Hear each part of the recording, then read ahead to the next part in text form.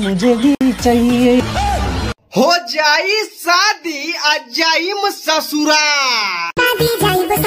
अब बताबा भौजी, शादी हो जाई त ससुराल ना जाइबू त नैहर में कितना दिन मजा मारबू।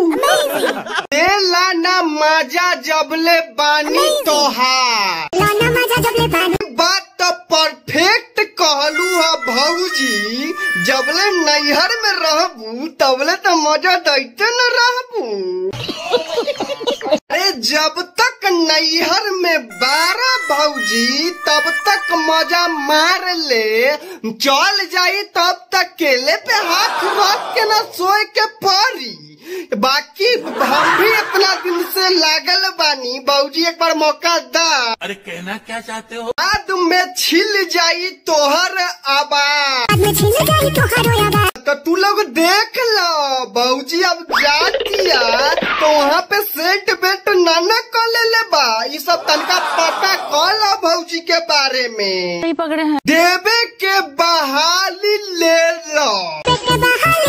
आए वाला सामान हो का कि जल्दी जल्दी खाली तनका आरामे से न लेब कि दुख तकलीफ न आवे।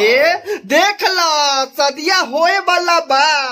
बात तो सही। तोहर सदिया टूट जाई तो तोहार पापा मम्मी के मुंह देखाई। तोबा तोबा जी ये सब बात के गौर कैल करा, सोचल करा ये सब बात। बाद में भता रहले बना। अच्छा भौजी, सदिया के बाद भतारा लेबे लागी तो भतारा तोरा साथे काहेला साथ फेरा लेता? सदिया के टाइम अही लागी ना। नहीं अरे से तुझे पूरा मजा के चक्कर में पड़ल बारू।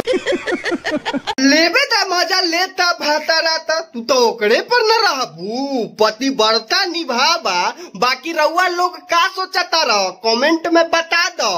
वीडियो अच्छा लागल तो लाइक सब्सक्राइब शेयर धक्का धक कर दो।